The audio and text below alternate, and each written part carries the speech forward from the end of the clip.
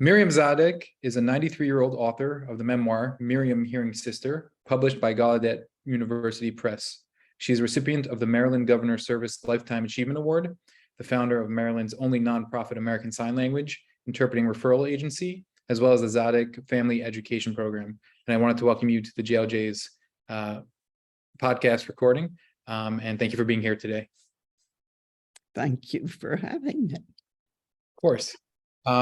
The first question I want to ask is, why this book at this time?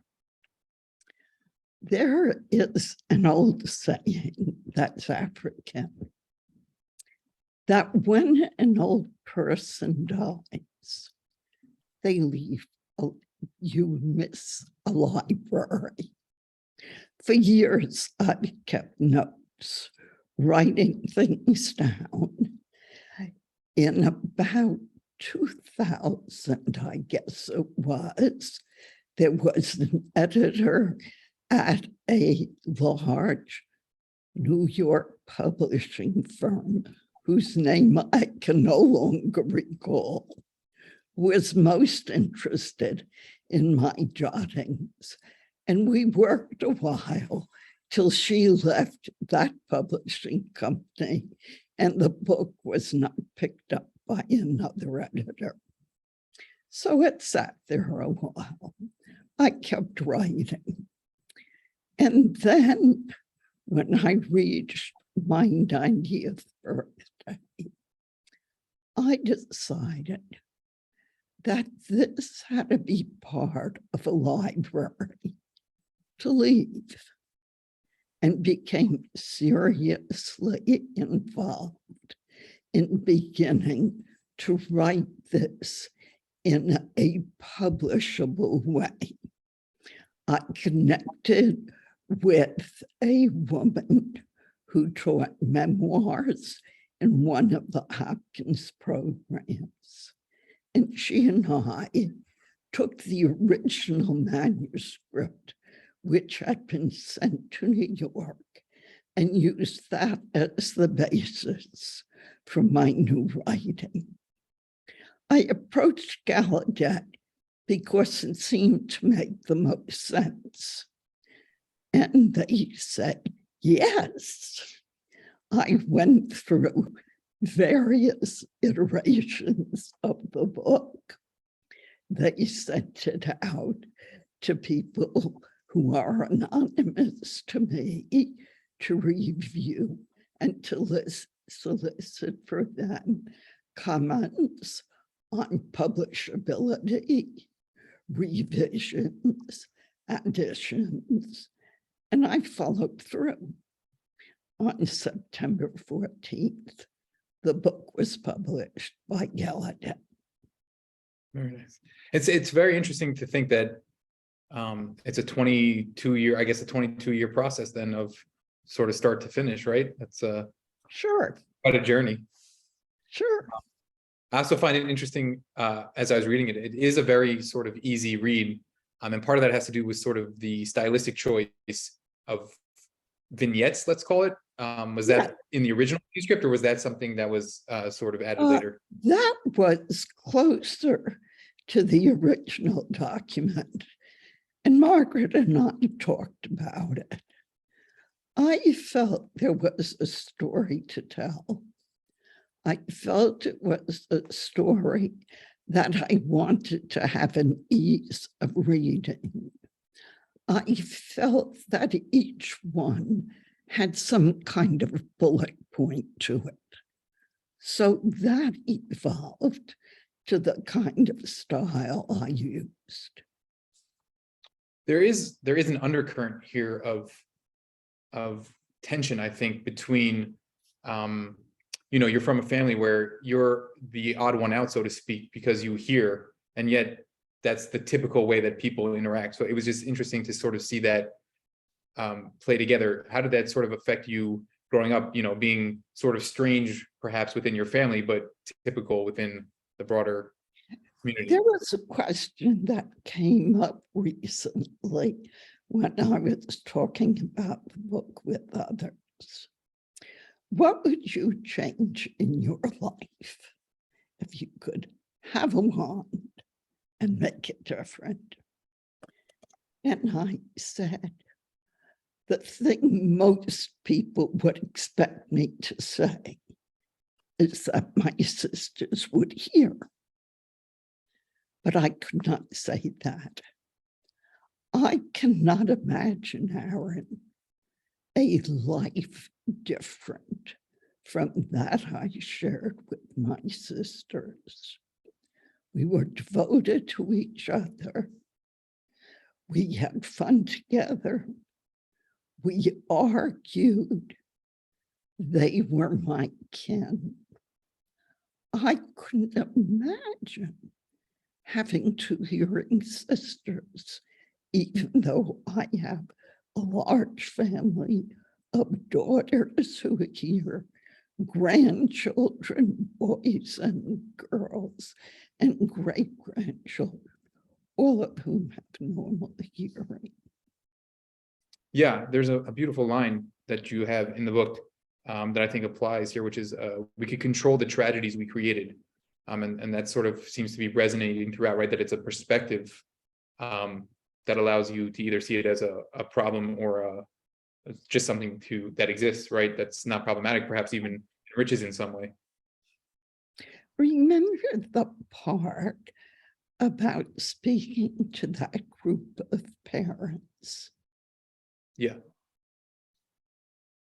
I felt so strange listening to women talk about the way in which siblings approach the deaf sibling.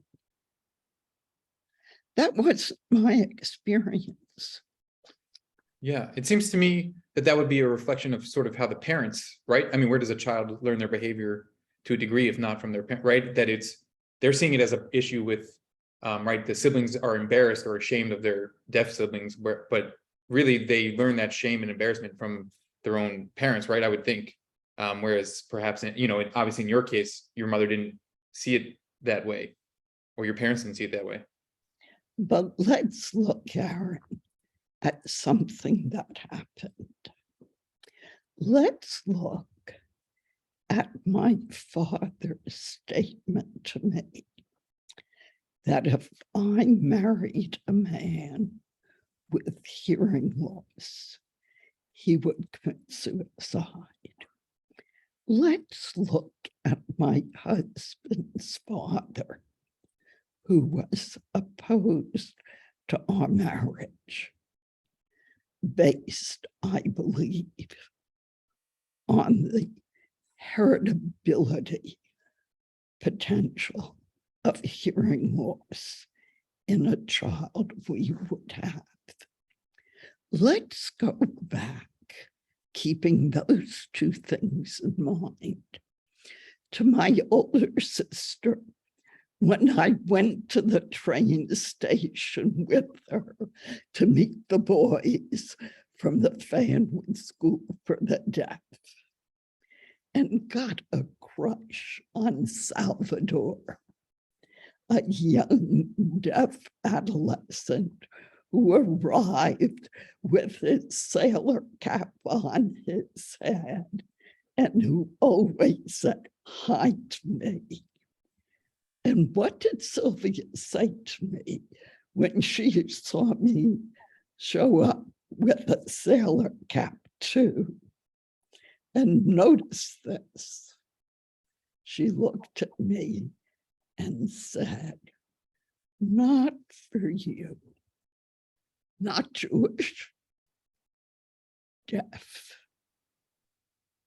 That was her message. That was the message of my father. And that was the fear of my father-in-law. Yeah.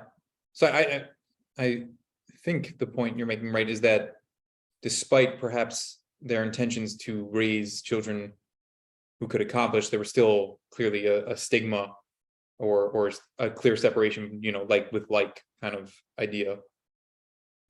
Well, we talk about stigma maybe we also have to talk about 100-year vision.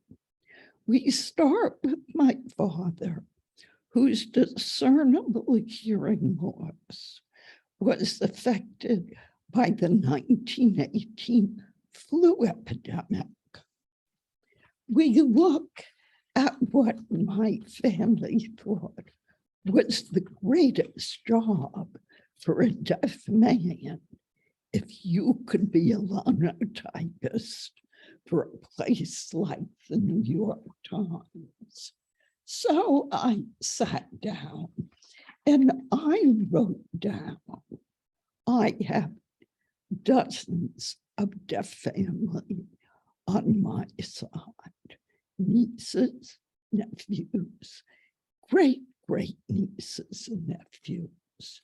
So I sat down the other day and I wrote down that linotype operator is no longer what deaf men and women have to have as their goal. Would you be interested in what they do? Just looking at my deaf family.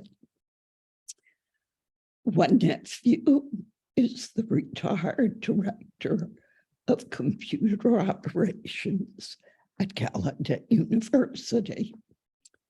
His son Daniel is in a private family business. Brian teaches at a school for the deaf, and Clayton works for the federal government. Another great nephew of mine is director of strategic alliances for T-Mobile. He has an MBA from Cornell University. Another great nephew is the chief executive of the American School for the Deaf, currently in the PhD program at University of Connecticut. I could go on, but the point I want to make, that being deaf and achieving substantial occupational goals today is not the 1930s, is not the 1940s. And then also, there was no American Disabilities Act. Yeah, it seems as you're reading that list that and something you preempted before was this idea around, obviously times have changed, but I think it's interesting to think within the story that you're telling, there is the ability to have resentment form as you're going through your childhood, and yet it seems as though that's not the case at all. So is that, again, a perspective, or is that a vision of what could be in 100 years or 70 years, or how does that sort of happen? Well, I never resented it. It became complicated in adolescence. Complicated because of what other people would say. But you could always find, at least I was fortunate to find, as you begin to move out of the parental nest, other things which fill your life too. The Zionist movement was an incredible opening for me. Mrs. Friedman, who had me join her Young Judea group, became not only a force of information, she also would have a chair in her kitchen. And I would go there and sit and talk with her.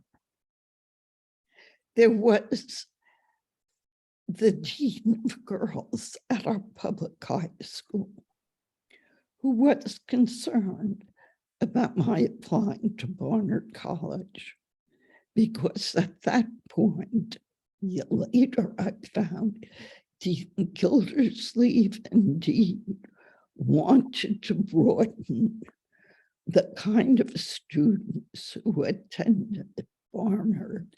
So there was a major effort to carry information about Barnard throughout the country. There was Dr. Alsop, this wizened little old lady in her white doctor's coat, her hair pulled behind her head, the first physician at Barnard College, who was there for 52 years, who sat me down when I went to her, when I told her what my father said, and said to me, I have a room in the dorm that I control. Can you move in next week? I was fortunate in that there were people, women, who helped me understand and helped me move forward. Yeah, that seems to be another one of the major tensions in the book, is this idea around confinement, right? We have the confinement of being deaf, right? You're confined within your head, you can't hear, but there's also the confinement of what you're allowed to do versus how you take autonomy and be independent. Isn't that a problem for most adolescents? I would think so. Yeah. Yes. No, think back to your own adolescence. Gaining autonomy is a force of adolescence, and it is not necessarily a smooth one.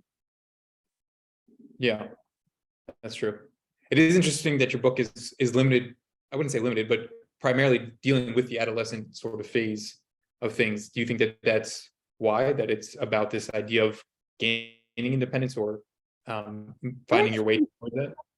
Yeah, I think one of the things which was very useful for me was a deep commitment to Zionism.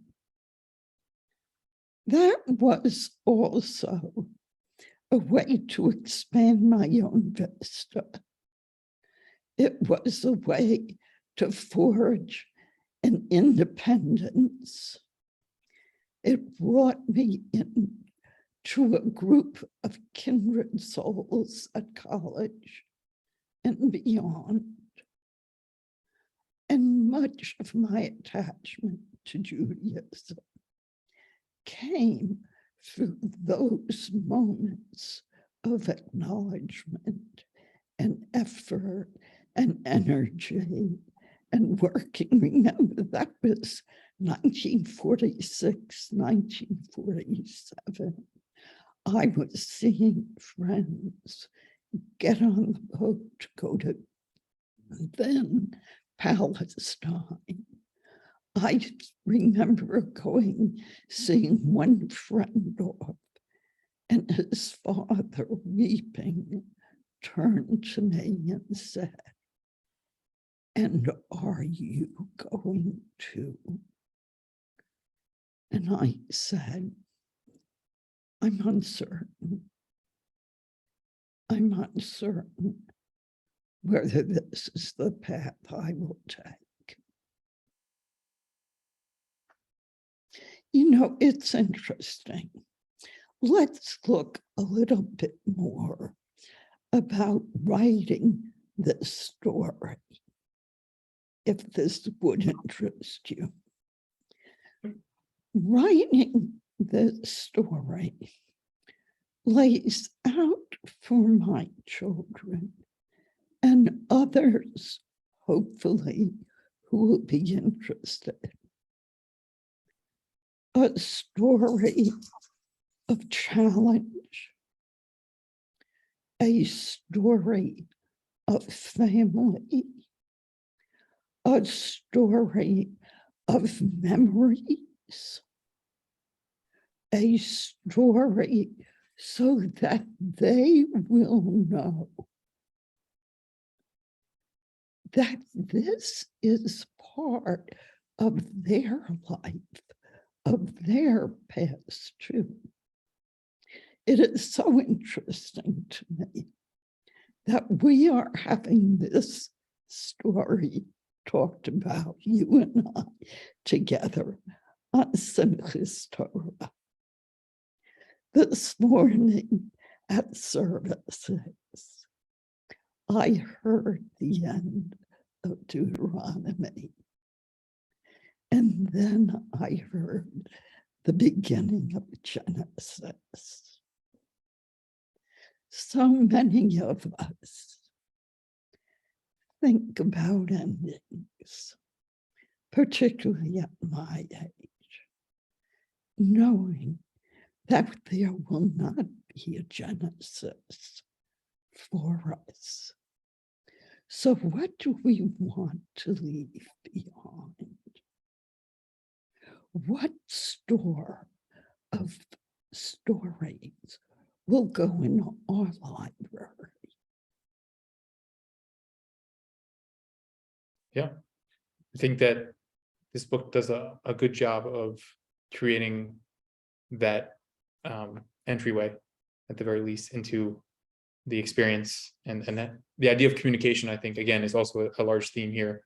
And if that's a legacy of how things go, and I think that it works. As we sort of wrap up, was there anything that you wanted to add that I missed or misunderstood? Or Well, I think there's also to look at the fun. Remember when Sylvia decided to marry Carl? We're talking about what every young woman might go through, going from one boyfriend to the next, and writing the chapter of her engagement. Aaron, I laughed. I could hear those voices of my uncle saying, some job he did taking care of Sylvia for his best friend. There are moments of joy in that book. There are things also I am beginning to write again. It didn't take me too long. Something called Aftermath.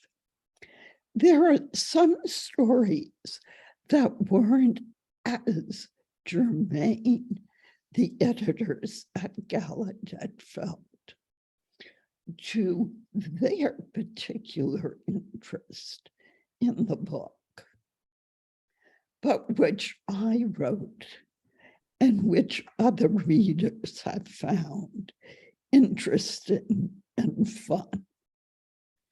So I have begun to write something called Aftermath. I am not only a memoirist, I'm a poet. So this will be scattered throughout the aftermath.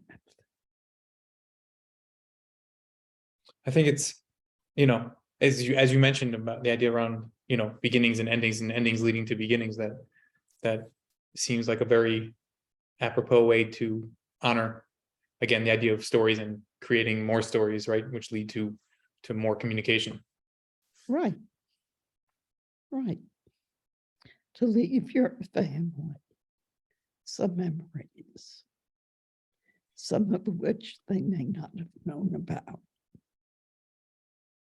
Yes, I agree. Well, I wanted to thank you so much for being here today and talking with me. And once again, it's Miriam Hearing Sister from Gallaudet, and it's out already. And I will put the link will be down below, and people can check it out. Thank you so much, Aaron.